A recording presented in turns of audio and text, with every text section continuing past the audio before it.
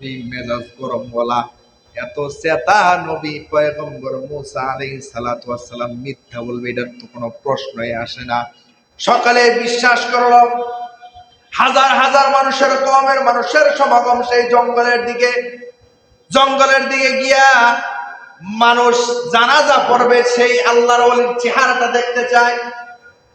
পয়গম্বর মুসা আলাইহিস সালাতু ওয়াস সালামের কাছে আরজি পেশ করলেন। নবী মুসা বলেন, ঠিক আছে, যুবকে যে আল্লাহর ওলিকে আমার কাছে তার চেহারাটা দেখানো হলো।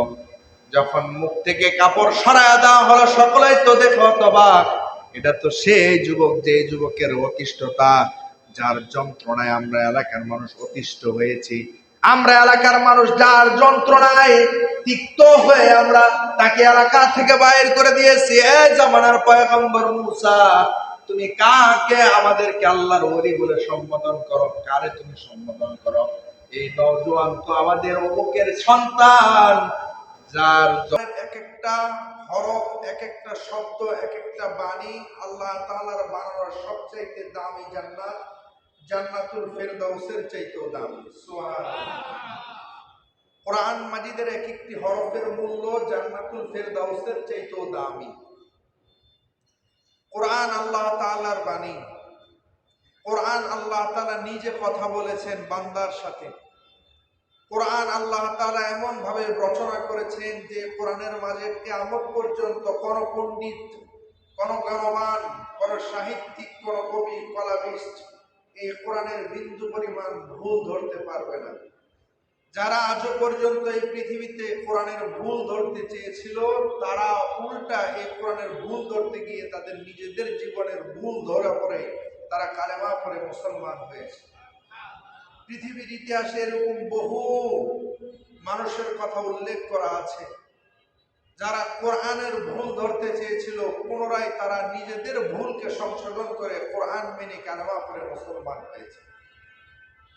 কোরআন মাজিদে এটা আমার কথা নয়, আল্লাহ রাব্বুল আলামিন এই কিতাবের সর্বপ্রথম সূরাতুল বাকারার দ্বিতীয় আয়াতে কারিমার ভিতর আল্লাহ পাক রব্বুল আলামিন বলেন, যালিকাল কিতাবু লা রাইবা ফীহি হুদাল লিল মুত্তাকিন। এটা এমন একটা কিতাব, যালিকা মানে এটা ওই কিতাব, লা রাইবা ফীহি যে কিতাবের মাঝে বিন্দু পরিমাণ কোন সন্দেহ নাই। ওই কিতাব বলতে লাউহে মাহফুজের কিতাব। কোন কিতাব? লাউহে মাহফুজে আল্লাহ তাআলার 30 পারায় কোরআন সুন্দরভাবে সংরক্ষিত করা আছে। লাউহুন মানে হলো তক্তা, মাহফুজ মানে সংরক্ষিত তক্তা। এই সংরক্ষিত তক্তার মাঝে আল্লাহর 30 পারা কোরআন সুন্দরভাবে লেখা আছে। যালিকা মানে ওই কিতাব। মুফাসসিরিনে কেরামগণ বলেন, যালিকা বলতে ওই কিতাব, কোন কিতাব বোঝানো হয়েছে? মুফাসসিরিনে কেরামগণ ঘটনা বর্ণনা করেন, আল্লাহর হাবিব সাল্লাল্লাহু আলাইহি ওয়াসাল্লাম নবীজি যখন মসজিদে হারাম থেকে আকসা থেকে আল্লাহর আরশ আজিম পর্যন্ত ভ্রমণ করেছিলেন, রাতের কিছু অংশে নবীজি যখন মেরাজে গিয়েছিলেন, নবীজি বলেন, আমি লাউহে মাহফুজে গিয়েছিলাম। যে লাউহে মাহফুজের মধ্যে আমি নবীজি সাল্লাল্লাহু আলাইহি ওয়াসাল্লাম দেখেছি আমার উপরে যে কিতাবটা নাযিল হচ্ছে, আল্লাহর সেই 30 পারা কিতাব লাউহে মাহফুজের মাঝে সুন্দরভাবে লিপিবদ্ধ করা আছে। জোরে জোরে কোন সুবহানাল্লাহ। মুসলমান ভাইরা আমার, এজন্য আল্লাহ তাআলা বলেন, যালিকাল কিতাবু লা রাইবা ফীহি, এটা ওই কিতাব যে কিতাবের মাঝে বিন্দু পরিমাণ কোনো সন্দেহ নাই। ফি হুদাল লিল মুত্তাকিন, আর মুত্তাকিদের জন্য হলো এটা হেদায়েতের কিতাব। জোরে জোরে কোন সুবহানাল্লাহ। মুত্তাকিদের জন্য এটা হেদায়েতের কিতাব। মুত্তাকিদের জন্য না, শুধু গোটা পৃথিবীর মানুষের জন্য এটা হেদায়েতের কিতাব।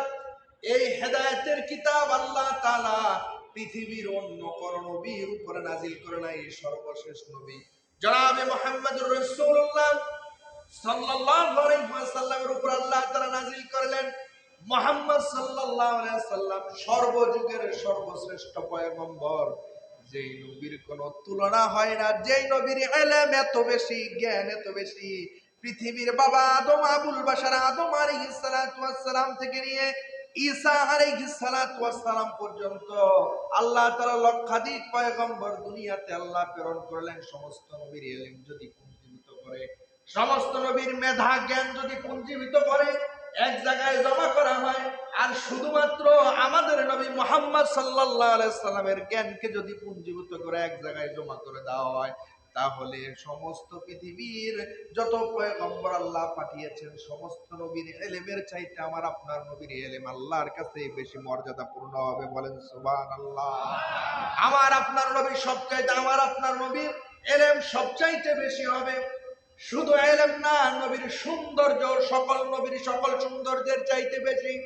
যে নবীর শারীরিক গঠন সকল নবীর সকল শারীরিক গঠনের চাইতেও বেশি।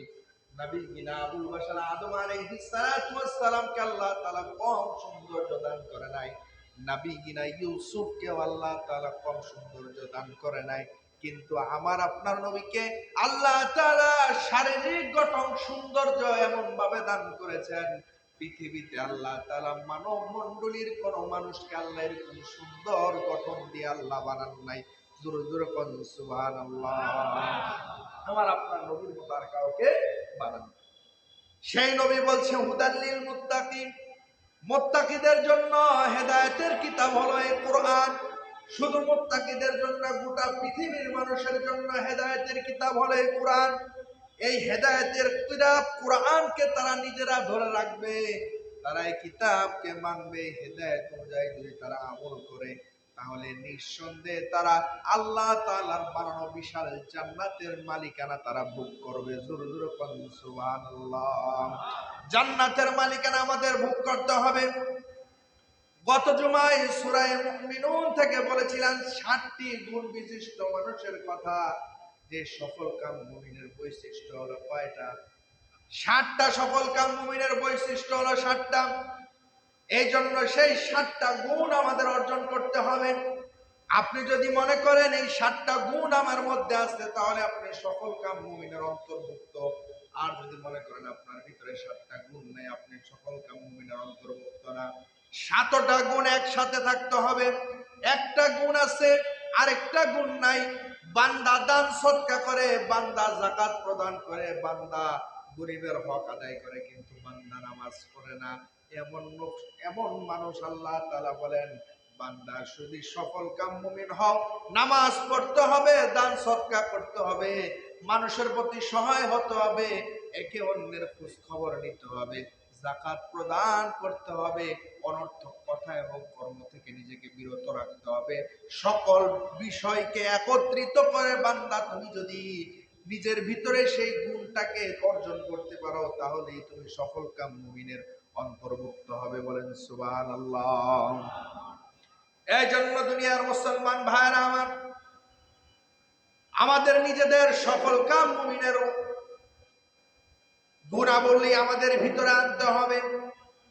আমারও কথা বলা উদ্দেশ্য না, কিন্তু আল্লাহ তাআলা কোরআন মাজিদে এখানে বলে হুদাল্লিল মুত্তাকিন, মুত্তাকিদের জন্য হবে এটা হেদায়েতের কিতাব। মুত্তাকি কারা? মুত্তাকি কারা আমাদের আগে জানতে হবে। মুত্তাকি কারা? মুত্তাকি শুধুমাত্র মসজিদের পহেলা কাতারে আইসা সেজদা দেওয়ার নাম মুত্তাকি না। মুত্তাকির অনেকগুলো বৈশিষ্ট্য আছে, আমাদের জানতে হবে আগে মুত্তাকি কারা। আল্লাহ তাআলা মুত্তাকিদের জন্য হেদায়েতের কিতাবে কোরআন, মুত্তাকি তারা এক নাম্বার যারা কিনা নিজেরা আল্লাহর পরিপূর্ণ সমস্ত হুকুমকে পূর্ণাঙ্গ রূপে মেনে জেনে শুনে মেনে আমল করে, তারাই হলো মুত্তাকিদের বৈশিষ্ট্যের অন্তর্ভুক্ত। বলেন সুবহানাল্লাহ। আল্লাহর সকল হুকুমকে মেনে বুঝে শুনে আমল করে, আল্লাহর সমস্ত হুকুম। শুধুমাত্র নামাজ আল্লাহ তাআলার একটা হুকুম না, আরো হুকুম আছে। রাষ্ট্র ব্যবস্থাপনা পরিচালনা, মসজিদ পরিচালনা, শুধুমাত্র তাই না মিম্বার থেকে যে বয়ান দিচ্ছি এটার পরিচালনা, হক কথা মানুষের কাছে পৌঁছিয়ে দেওয়া, এটাও মুত্তাকির বৈশিষ্ট্যের মধ্যে অন্যতম। বলেন সুবহানাল্লাহ। এজন্য দুনিয়ার মুসলমান ভাইরা আমার, আমাদের আগে মুত্তাকি হতে হবে। মুত্তাকি ইখলাস এবং রূহানিয়াত নিয়ে আমাদের জীবনকে সামনের দিকে অগ্রসর করতে হবে। যদি আমরা মুত্তাকি হতে পারি, তাহলে আমাদের কোনো কিছুর ভয় নাই। যারা কিনা প্রকৃত মুত্তাকি তাদের উপরে যদি কোনো তহমত আসে, কোনো মিথ্যা অপবাদ আসে, মিথ্যা মামলা আসে, তারা কখনো পর্যন্ত ভয় পাবে না। মুত্তাকিরা সর্বদাই আল্লাহর উপরে তাওয়াক্কুল করে। চিল্লায় বলেন কার উপরে? সবাই বলেন কার উপরে? মুত্তাকিরা সর্বদা আল্লাহর উপরে তাওয়াক্কুল করে। হাজারো অপবাদ আসবে, হাজারো তহমত আসবে, হাজারো অপরাধী আপনাকে বানায় দেওয়া হবে, তারপরও পর্যন্ত মুত্তাকিরা ভয় পাবে না। কারণ তারা সর্বদা একজনের উপরে ভরসা করেন। তিনি কে? তিনি জানেন আমার যদি ভালো করার ক্ষমতা রাখেন একমাত্র তিনি, আমার যদি খারাপ করার ক্ষমতা রাখেন একমাত্র তিনি। গোটা পৃথিবীর মানুষ যদি ষড়যন্ত্র করে আমাকে তহমত দিয়ে, অপবাদ দিয়ে লাঞ্ছিত করে, যদি আমাকে হত্যাও করে ফেলে, পৃথিবীর মানুষের কাছে যদি আমি খারাপ হিসাবেই থেকে যাই, কিন্তু একজনের কাছে আমি ভালো আছি। তিনি কে? তাহলে আপনার নাজাতে যাওয়ার জন্য গোটা জাতির দরকার নাই। আল্লাহ যে জানেন আপনি যে ভালো, শুধুমাত্র আল্লাহর কাছে প্রিয় হলেই চলবে। দুনিয়ার মানুষের কাছে প্রিয় হলেও আপনার কিছু আসা যায় না। দুনিয়ার মানুষ আপনারে দুদিন মনে রাখবে, দুদিন পরে ভুলে যাবে, এটাই দুনিয়ার বাস্তবতা। আর আল্লাহকে যদি আপন বানায় নিতে পারেন, তাহলে নিঃসন্দেহে আল্লাহ আপনাকে কিয়ামত অর্থাৎ জান্নাতে নেওয়া পর্যন্ত আল্লাহ আপনাকে ভুলবে না। কথা কোন ঠিক কি না?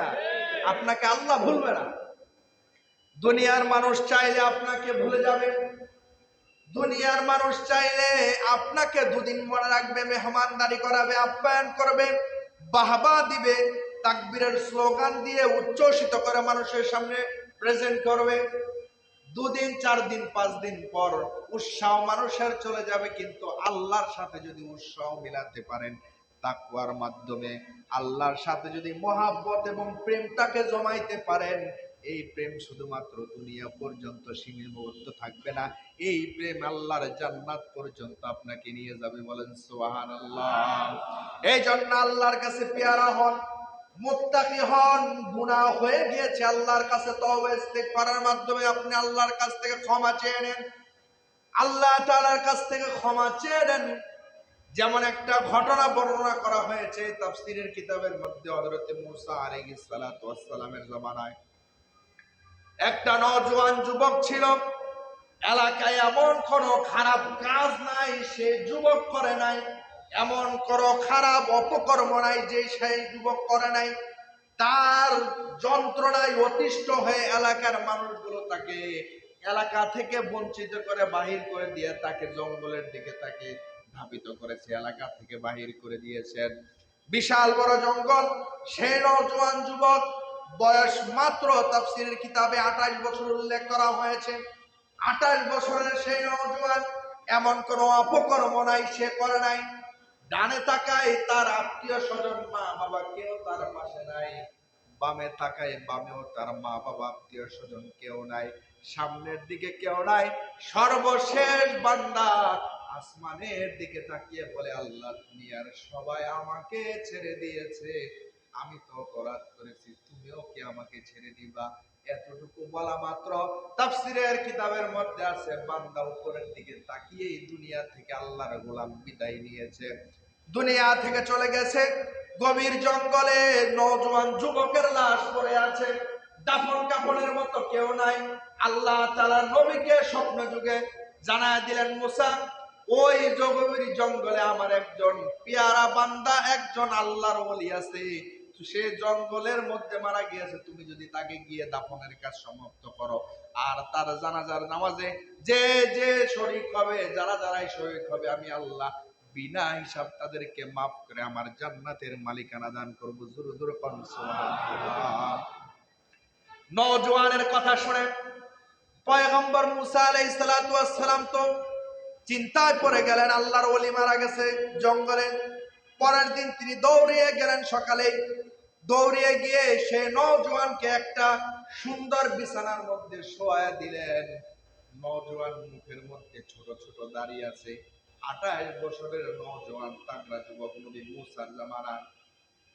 তখন এলান করে দিলেন, নবী মুসা আলাইহিস সালাতু ওয়াস সালাম এলান করলেন, এই যে আল্লাহর একজন ওলি মারা গিয়েছে, এই ওলির জানাজার নামাজ যে আদায় করবে, তাকে আল্লাহ তাআলা বিনা হিসাব মাফ করে আল্লাহর জান্নাতের মালিকানা দিবেন।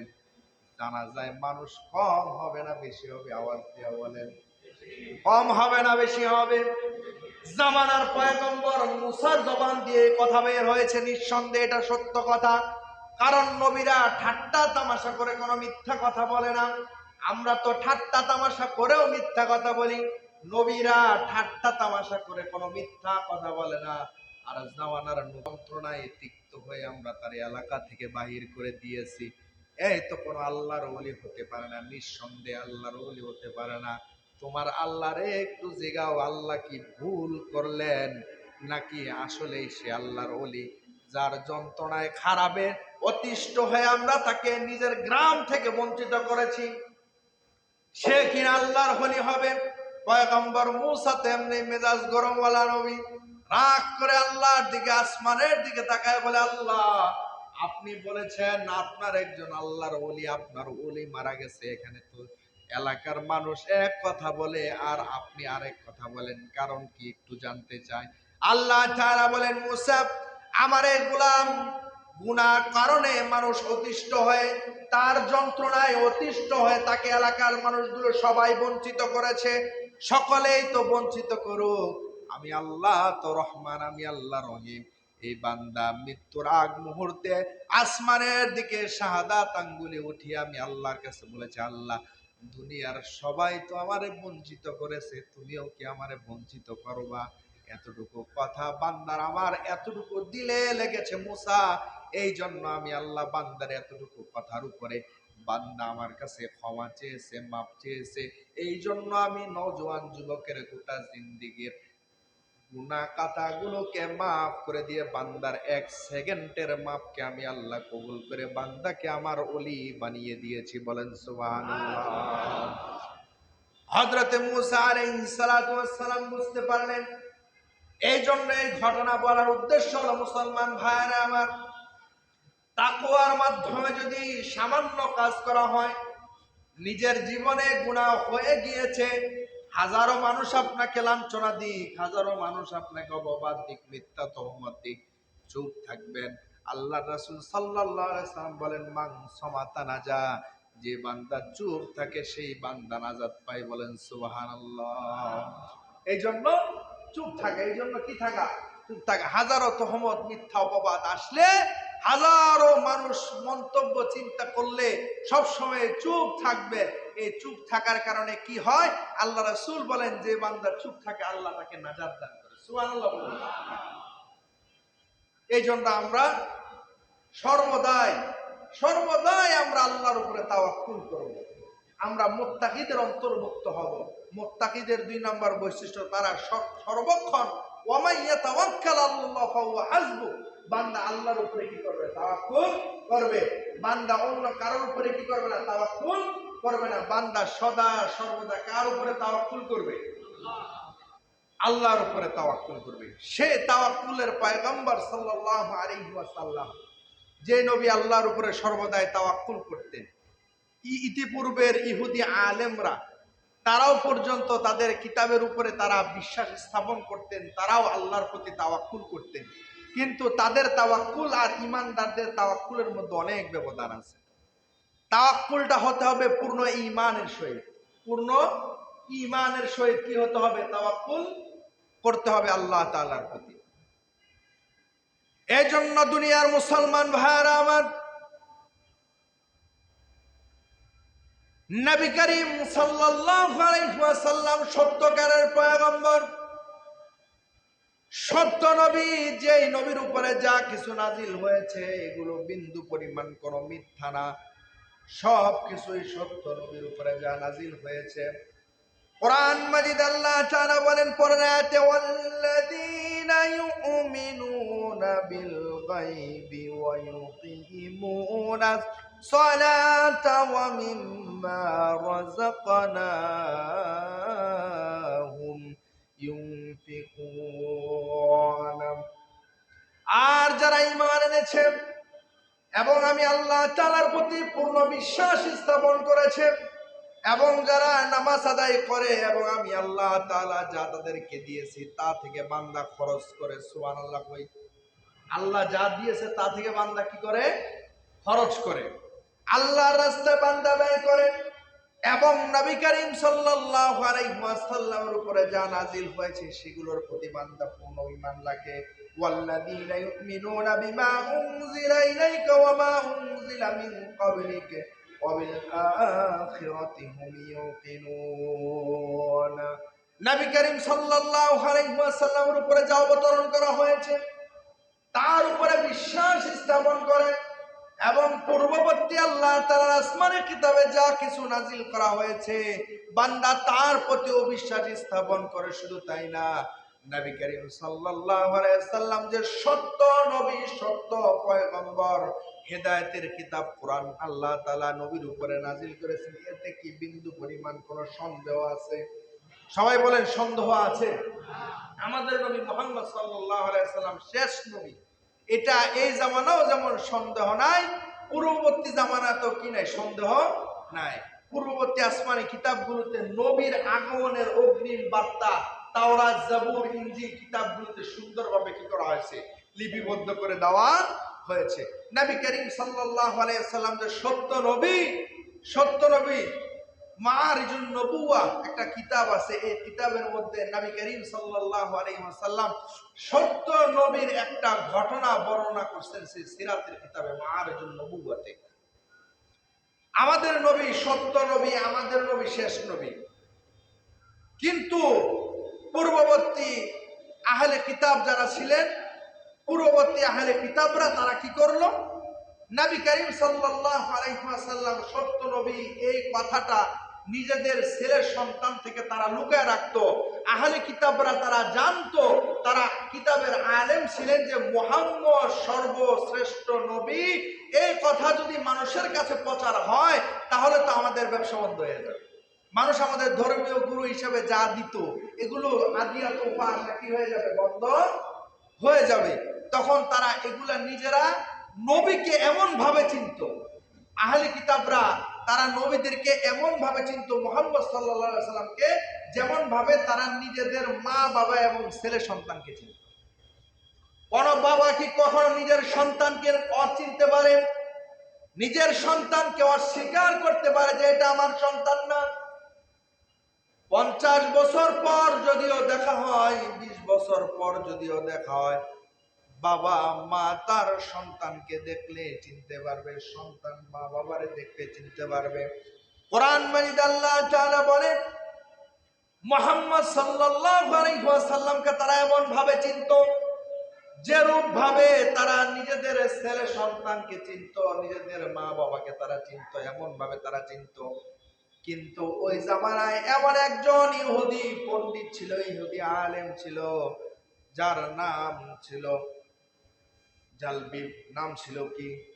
জালবিব নামক এক ইহুদি পণ্ডিত ছিল। এই আয়াতের তাফসিরে মাআরিজুন নবুওয়া নামক কিতাবে এই ঘটনা বর্ণনা করা হয়। জালবিব নামক একজন ইহুদি পণ্ডিত ছিল, যিনি তাওরাতের অনেক বড় আলেম ছিলেন। শুধু আলেম না, তাওরাতের উপরে তিনি পিএইচডি করেছেন। কিন্তু তিনি মুহাম্মদ সাল্লাল্লাহু আলাইহি ওয়াসাল্লামের নাম তাওরাত নামক কিতাবে যেখানে যেখানে রাখা হয়েছিল সেখান থেকে নবীজির নামটা কেটে দিয়ে নবীজির মুখ কেমন ছিল, নবীজির দাড়ি মোবারক কেমন ছিল, নবীজির ভুরু কেমন ছিল, নবীজি বেশি উঁচা ছিলেন নাকি খাটো ছিলেন, মধ্যম প্রকৃতির ছিলেন, সমস্ত কিছু সেই তাওরাত নামক কিতাবে উল্লেখ করা ছিল। এই জালবিব নামক ইহুদি আলেম, তার একটা পুত্র সন্তান ছিল যার নাম ছিল হুবহাব। এতটাই সুন্দর ছিল, বাবা তার সন্তানকে এতটাই মহাব্বত করত। এই জালবিব নামক ইহুদি তাওরাত নামক কিতাব থেকে মুহাম্মদ সাল্লাল্লাহু আলাইহি সাল্লামকে চিনা যায় এই খণ্ডগুলো কেটে কেটে একটা হীরা মণি মুক্তা রচিত একটা বাক্সের মাঝে তিনি লুকায় রাখত। নিজের সন্তানকে নবী চিনতে দিত না। এই নবীর প্রতি তাদের ভালোবাসা এবং মহব্বত আল্লাহ তাআলা কেমন ভাবে বাড়িয়ে দিয়েছেন। এই জালবিব নিজের সন্তানকেও পর্যন্ত নবী চিনতে দিত না।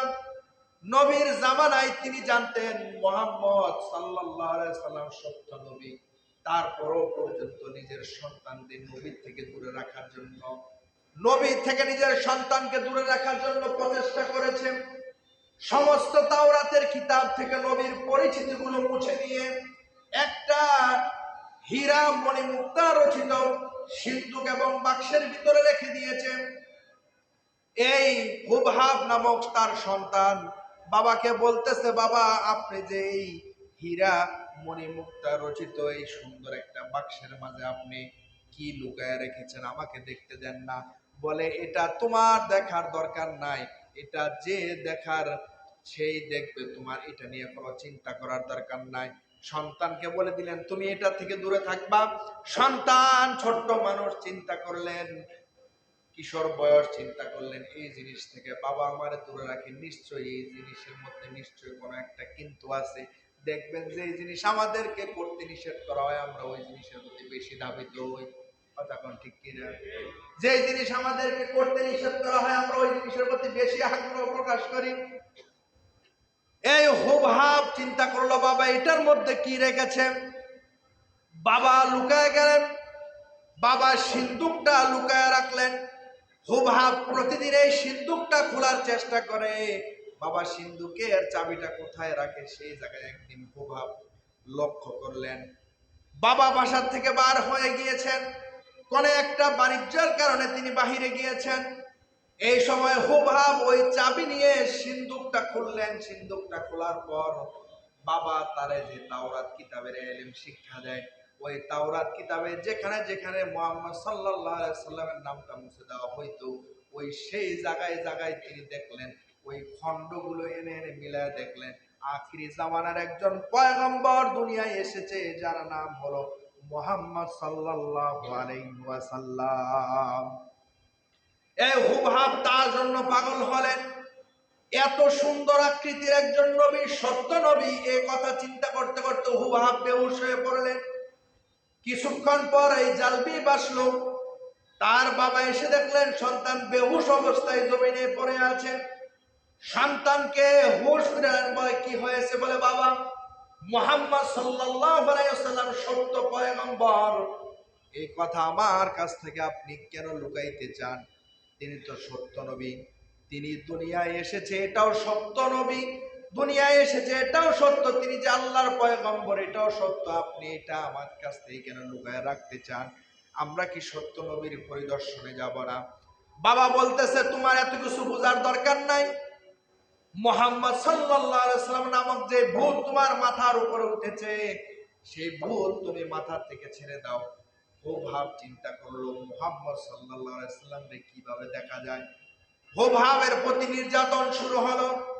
বাবার কোনো কথাই হুবহাব শুনে না। এলাকার অন্যান্য মানুষদের সাথে পরামর্শ করলো, আমার সন্তান তো মুহাম্মদের পাগল হয়েছে, কি করা যায়? বলে, তারে যে এত সাজসজ্জ, জামা পোশাক, খাবার ইত্যাদি দাও, এই সব কিছু তার থেকে ছিনায় নাও, দেখবা মুহাম্মদ নামক ভূত তার মাথার থেকে সরে যাবে।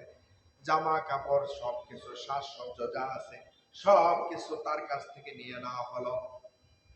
হুবহাব একমাত্র মুহাম্মদ সাল্লাল্লাহু আলাইহি সাল্লামের কাছে তাকে দেখার জন্য বেকরার হয়ে আছে। একটা ঘরে বন্দি করে রাখা হলো, চাবুক দ্বারা তারা আঘাত করা হলো, নির্যাতন করা হলো। নির্যাতনের 15 দিন পর খাবার পানি কোনো কিছুই তাকে দেয় নাই।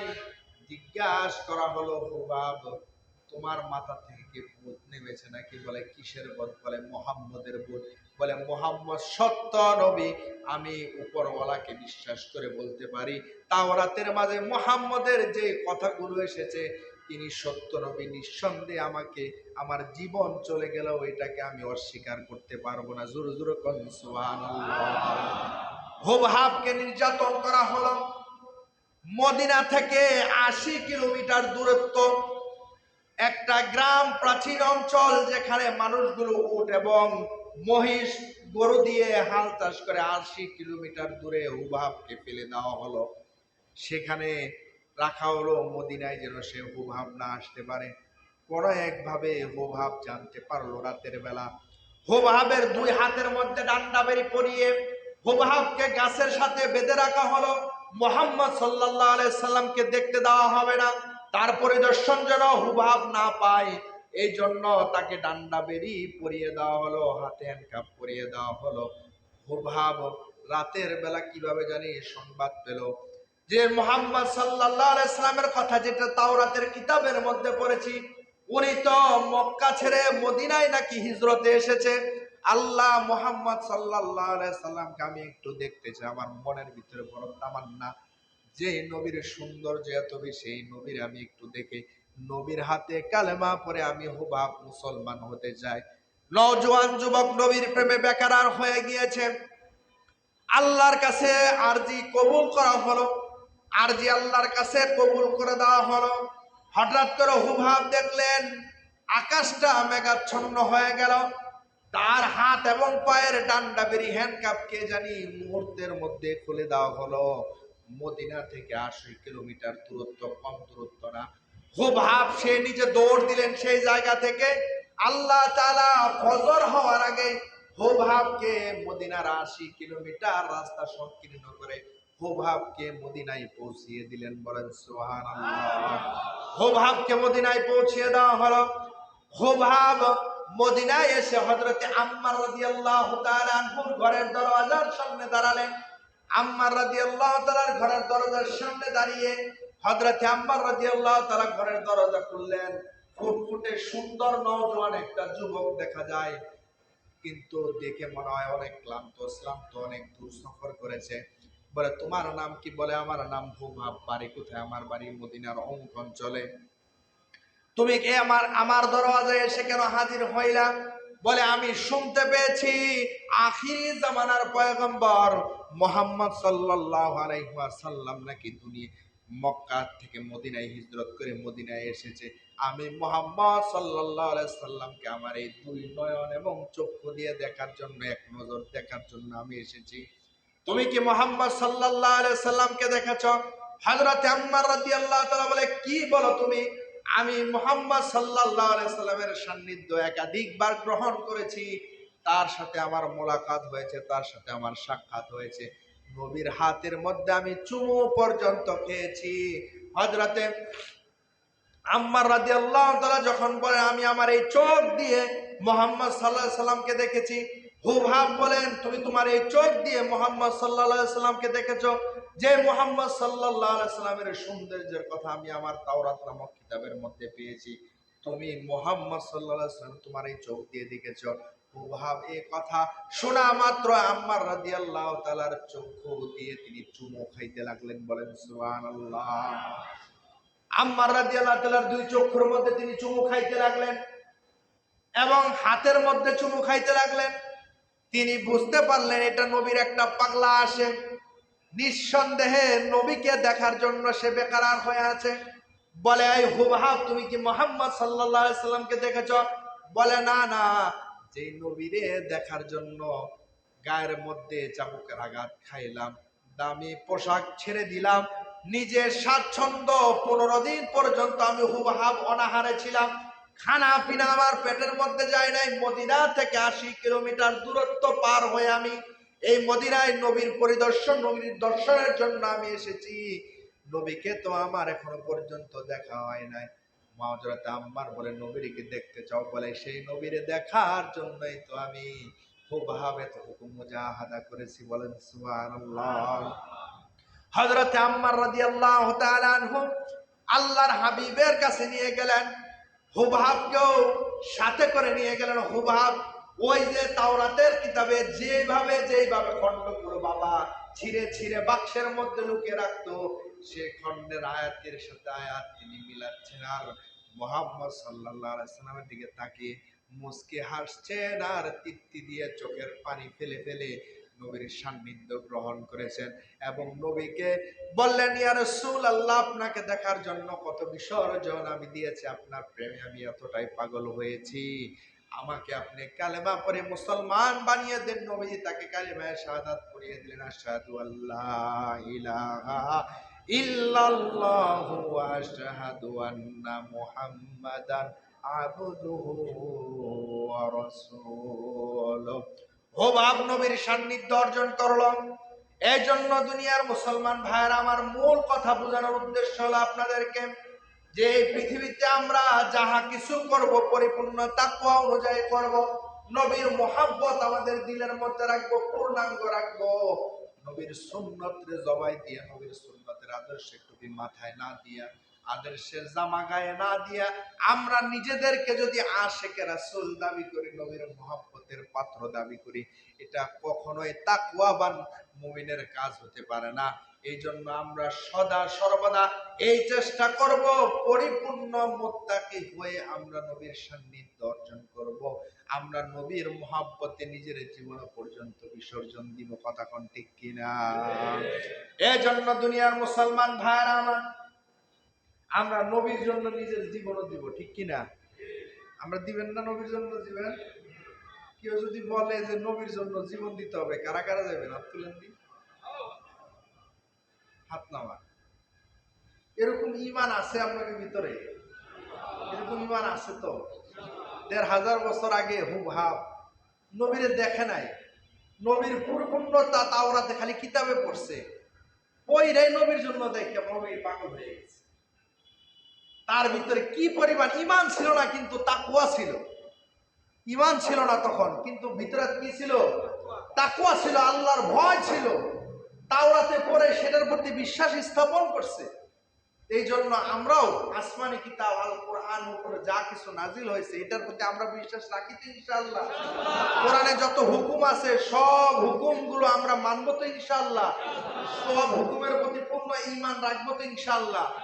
কারা কারা রাখবেন? হাত উঁচু করেন, হাত নামান। পূর্ণ ঈমান রাখবেন। এই দুনিয়া আমার আপনার জন্য ক্ষণস্থায়ী। দুনিয়ায় কে কি বললো এদিকে তাকাবেন না।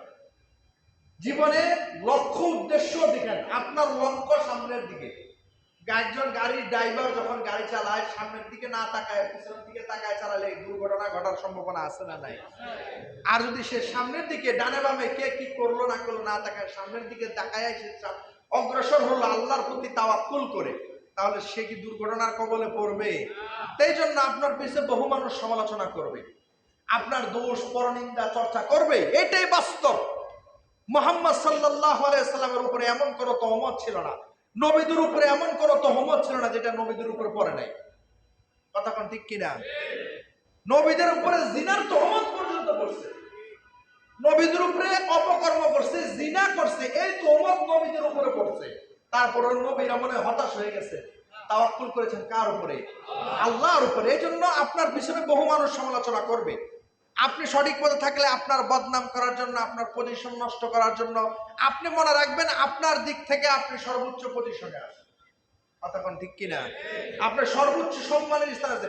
কে কি বললো না বললো ডোন্ট কেয়ার, আপনি ওদিকে তাকাবেনই না। ছাত্র ভাই যারা আছে তারা তাদের লক্ষ্য উদ্দেশ্য, আমি আমার মূল লক্ষ্য উদ্দেশ্যের দিকে ফিরে যাব। সাধারণ কর্মজীবী ব্যবসায়ী ভাই যারা আছে আমার ব্যবসার দিকে আমি অগ্রসর হব। পিছনে কে সমালোচনা করলো, কোন দোকানদার কি করলো, কোন ভাই আমাকে কি বললো না বললে, এদিকে যদি আপনি তাকান তাহলে আপনার তাকওয়ার মধ্যে দুর্বলতা আসবে। আপনার তাকওয়ার মধ্যে কি আসবে? দুর্বলতা আসবে। দুর্বলতা আসে তখন আপনার ইবাদতে মজা লাগবে না। আর আপনি যদি সোজা রাস্তার প্রতি, সিরাতে মুস্তাকিমের রাস্তা ধরে সোজা পথের দিকে যদি আপনি কি করেন, অগ্রসর হন, কে কি বললো না বললো আপনি ওদিকে না তাকিয়ে মানুষ আপনার ব্যাপারে সমালোচনা করবে, মানুষ আপনার ব্যাপারে কি ভাবলো না ভাবলো এটা আপনার দেখার দরকার নাই। আপনি আল্লাহর কাছে কতটুকু প্রিয় হতে পেরেছেন এটাই দেখার বিষয়। কথা কোন ঠিক কিনা? আপনি আল্লাহর কাছে প্রিয় হয়েছে কতটুকু এটাই দেখার বিষয়। মানুষ কি ভাবলো এদিকে আপনি চিন্তা ভাবনা করে নিজের মন এবং তাকওয়ার মধ্যে দুর্বলতা আনবেন না। আল্লাহ তাআলা আমাদের সকলকে পূর্ণ ঈমান এবং তাকওয়ার উপরে জীবন যাপন করার তৌফিক দান করুক, বলেন আমিন। আমাদের ইঞ্জিনিয়ার মাসুদ ভাই আপনাদের